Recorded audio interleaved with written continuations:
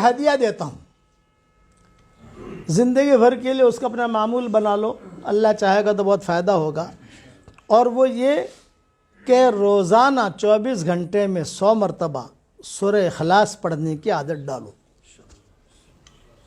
آسان طریقہ یہ ہے کہ ہر فرض نماز کے بعد 20 مرتبہ پڑھ لو، تو 5 نمازوں کے بعد پڑھو گے تو 100 مرتبہ ہو جائے گا انشاءاللہ۔ اس کا فائدہ یہ ہوگا کہ جو دعا مانگو گے اللہ آپ کی دعا قبول کرے گا، جو دعا مانگو گے، یہ میرا تجربہ ہے۔ سورہ اخلاص کی فضیلتیں تو بہت ہیں صحیح حدیثوں میں، اس کا تو کوئی انکار کر ہی نہیں سکتا۔ بمبئی میں میرا بیان ہوتا تھا نواب مسجد میں، تو نواب مسجد میں بیان ہونے کے بعد میں نکلتا تھا تو ایک مرتبہ ایک لڑکی جو ہے وہ کھڑی ہوئی، اس نے کہا ابو جی، بھیڑ ہوتی تھی، انہوں نے کہا ابو جی میرے لیے دعا کر دو، پردے میں تھی۔ میں نے کہا کیا کروں بیٹا دعا تیرے لیے، کہ میری عمر 28 سال کی ہو گئی، اب تک جو ہے میرا رشتہ ہوا نہیں ہے، آپ دعا کرو۔ تو میں نے کہا کہ میں کروں گا دعا، لیکن بیٹا ایک وظیفہ بتاؤں تم کرو گی؟ یوں کہا کہ ابو جی میں ضرور کروں گی۔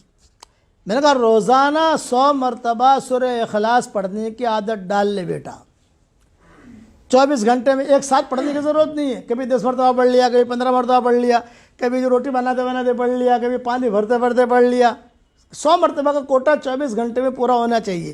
اگر آپ ایک ساتھ بھی پڑھو گے تو 10 سے 15 منٹ لگتے ہیں، زیادہ نہیں لگتے۔ اس نے کہا ابو جی پڑھوں گی، لیکن مجھے ایک سوال کیا، ہر مرتبہ بسم اللہ الرحمن الرحیم پڑھوں؟ میں نے کہا ہر مرتبہ بسم اللہ الرحمن الرحیم پڑھنا ضروری نہیں ہے، شروع جب کرو تو پڑھ لو بس۔ جیسا بیٹا کھانا کھاتے ہیں تو ہر لقمے پر بسم اللہ نہیں پڑھتے، ہر لقمے پر بسم اللہ پڑھیں گے تو کھائیں گے کیا؟ یہ میں نے سمجھا اس کو، ہر لقمے پر اگر بسم اللہ الرحمن الرحیم پڑھیں گے تو کھائیں گے کیا؟ سورہ اخلاص کا مطلب قل هو اللہ احد اللہ الصمد لم یلد ولم یولد ولم یکن لہ کفوا احد۔ خیر وہ جو ہے اس نے کہا کہ ٹھیک ہے، میرے ہاتھ میں اچھا خدا کی شان، جب میں باتیں کر رہا تھا تو میرے ہاتھ میں تسبیح تھی، میری تسبیح۔ میں نے کہا بیٹا یہاں تو پابندی سے پڑھے گی؟ یہ کہا ابو جی بالکل پڑھوں گی، اس لیے کہ مجھے رشتے کی ضرورت ہے، بھائیوں کے ساتھ، بہنوں کے ساتھ، ماں باپ کے ساتھ کب تک میں اپنی زندگی گزاروں؟ میں چاہتی ہوں کہ کہیں میرا ڈھنگ کا رشتہ ہو جائے۔ تو میں نے کہا یہ جو میں نے تجھے وظیفہ بتایا ہے یہ جاندار، شاندار، مالدار وظیفہ ہے، جاندار، شاندار، مالدار۔ جس کو یہ میں نے بتایا اس کی ضرورت اللہ نے پوری کی ہے، اور یہ میری تسبیح ہے، یہ میں نے کہا یہ میری تسبیح بھی جاندار، شاندار، مالدار تسبیح ہے۔ یہ میں نے اس کو کہا کہ میری تسبیح جو ہے بھی جاندار، شاندار، مالدار تسبیح، یہ بھی میں تجھے ہدیہ دیتا ہوں، یہ لے لے، تو اس پر پڑھتے رہنا۔ ہاں ابو جی اس نے لیا، اپنے آنکھوں سے لگایا، چلی گئی۔ دوسرے سال میں پہنچا تو وہی لڑکی ایک لڑکا لے کر کھڑی تھی، بچہ۔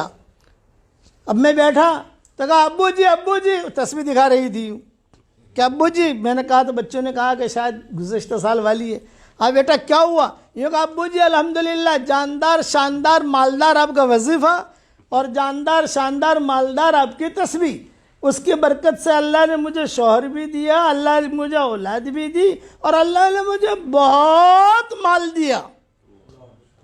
تو میں نے کہا دیکھ بیٹا یہ اللہ نے مال دیا ہے تو اس کا اسٹاک مت کرنا، اسٹاک کرے گی تو اسٹاپ ہو جائے گا، خرچ کرتی رہنا۔ پھر اس نے کہا کہ ابو جی خوشخبری اور سناؤں؟ یہ کہا سناؤ۔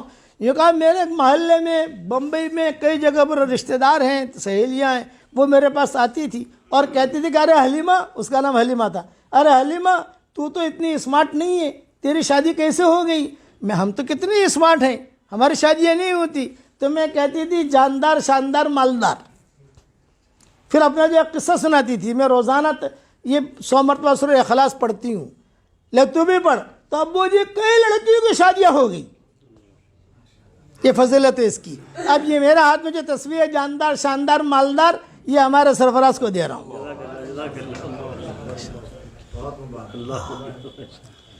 تو یہ آپ لوگوں کو میری طرف سے ہدیہ ہے۔ پڑھو گے انشاءاللہ 24 گھنٹے میں 100 مرتبہ پڑھنا کوئی بڑی چیز نہیں ہے. اس کے بعد اللہ تعالیٰ سے جو کہو گے اللہ تعالیٰ آپ کو دے گا.